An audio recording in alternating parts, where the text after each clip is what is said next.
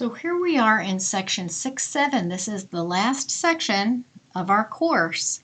So we're going to solve quadratic equations that are solutions to application problems or word problems. So when we model these word problems, they're going to actually be quadratics that will need to be factored and set equal to 0 in order to solve.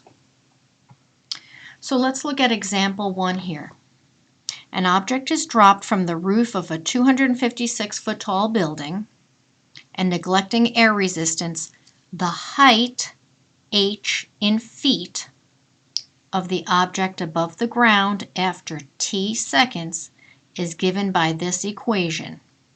So the height after 1 second, we'd plug a 1 in there. The height after 10 seconds, we'd plug a 10 in there. That's how we would read this. This is function notation.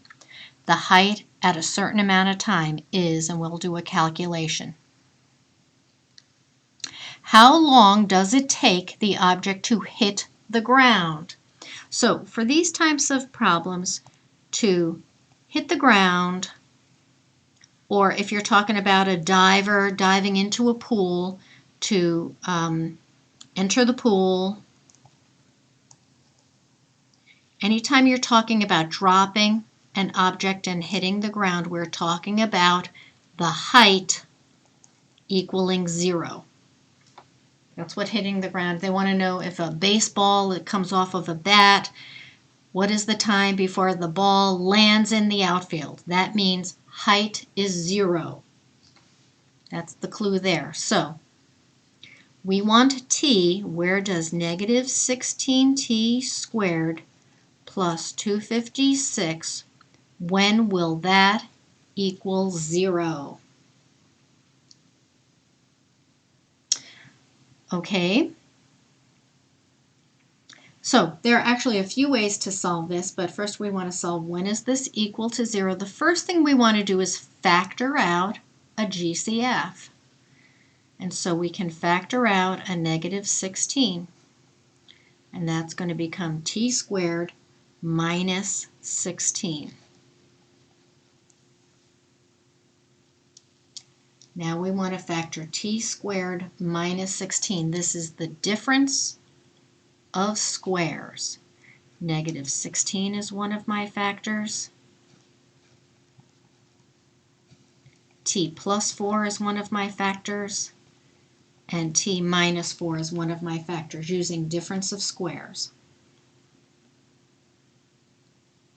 So if this times this times this is equal to 0, negative 16 is never going to equal 0. So we don't have to worry about that as part of the solution.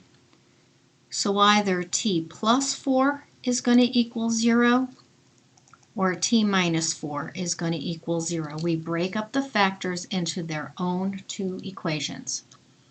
Subtracting 4 from both sides, time could be negative 4 seconds. But you know what? That doesn't make sense. We don't have time travel here. We can't go back to negative 4 seconds of the ball being thrown off the building. So that just doesn't make sense for this problem. For the math, t could equal negative 4, but for this physical problem, it doesn't make sense for time to be negative. But let's go over here and add 4 to both sides, and we get t equals 4 seconds. So in other words, after 4 seconds, the height of the ball will be 0. We are going to check our answer here. The height when t is 4 is negative 16. Instead of t, put 4 squared plus 256. What is the height when t is 4 seconds? We replace t with 4. Okay, so the height at 4 seconds is going to be negative 16 times 16, because 4 squared is 16, plus 256. So the height at 4 seconds is going to be negative 256 plus 256, which is 0. Right, it hits the ground at 4 seconds. So you're going to go ahead and try practice 1.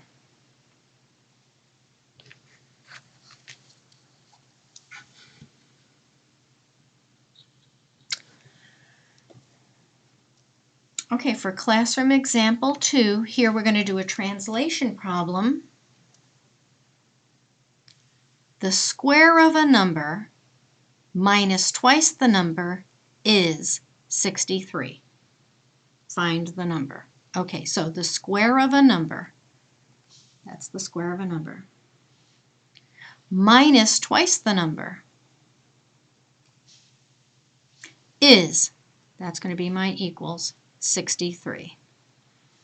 All right, and so if I'm going to solve this, I have to subtract 63 from both sides to get this equation set equal to 0.